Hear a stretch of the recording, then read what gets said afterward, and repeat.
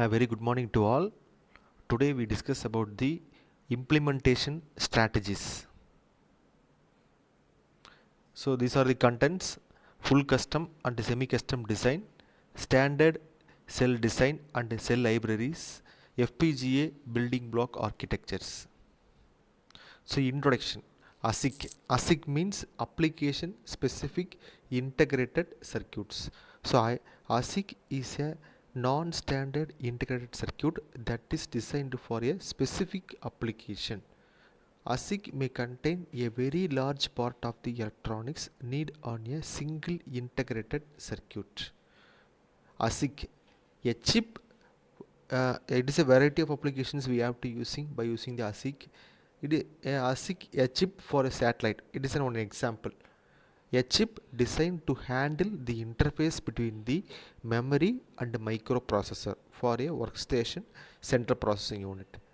A chip that containing a microprocessor as a cell together with other logic. There is a two ICs, ASIC or a control chip for a PC and a chip for a modem. So both of these examples are specific to an application. So it is a specific, so normally ASIC is used for a specific application, but are sold to many different system vendors. That is the main advantage of using the ASIC. So ASICs such as these are sometimes called application specific standard products. So it is called as ASSP, application specific standard products. Next, types of ASICs.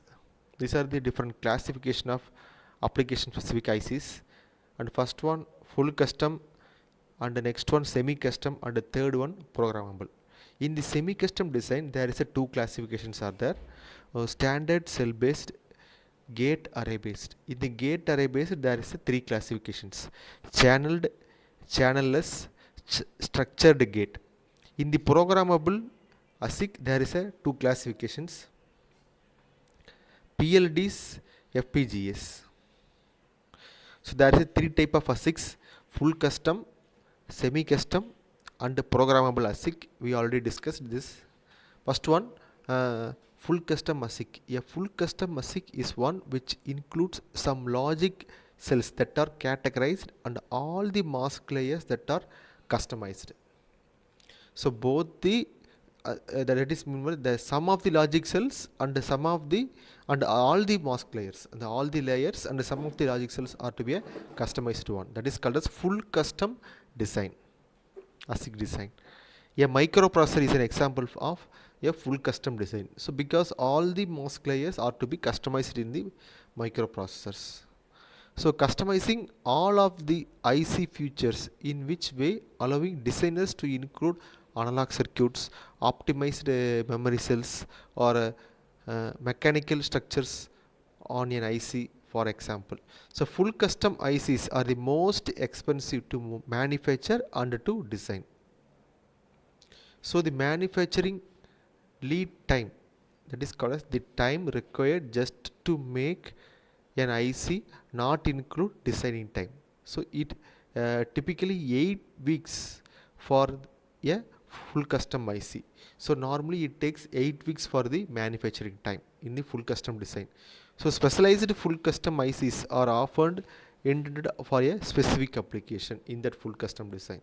So in the full custom ASIC, an engineer designs some or all of the logic cells or circuits or layout specifically for one IC. So this means the designer avoids using the pre-testing cells. So there is no need for the pre-testing cells for the all the parts of the design. So this might be because existing cell libraries are not fast enough. So this leads to the speed of the device is to be reduced, and also too much power consumption. That is the main drawback in that full custom design. And the second type, semi custom ASIC. A ASIC for which all the logic cells are pre-designed and some of the mask layers are customized are called semi custom ASIC. So using the pre-designed cells from a cell libraries make the design much easier. There is a two type of semi-custom ASIC. First one standard cell based ASIC and the second one gate array based ASIC. In that first classification, standard cell based ASIC, a cell based ASIC uses that is called as a predefined logic cell, that is called as AND gates, OR gates, flip flops, multiplexers, that is called as standard cells. So CBICs means standard cell based ASIC. That is otherwise we have to call it cell based ASIC, standard cell based ASIC, everything is same. So the standard cell areas in the CBIC are built of rows of standard cells like a wall built of bricks. It is similar to that. The standard cell area may be used in the combination with the microcontrollers or even microprocessors known as mega cells. So the mega cells are also called the mega functions, that is called as full custom blocks, SLMs, fixed blocks, cores, functional standard block, that is called FSBs. A cell based ASIC, that is called as CBIC, die with a single cell area together with, you have to see in the diagram, there is a standard cell areas are there, there is some fixed blocks, 2, 3, 4, 5, the rectangular blocks which is called as fixed blocks. This keep on fixed value, fixed in that particular area, that is called as fixed blocks. So the ASIC designer defines only the placement of the standard cells and the interconnect in the CBIC.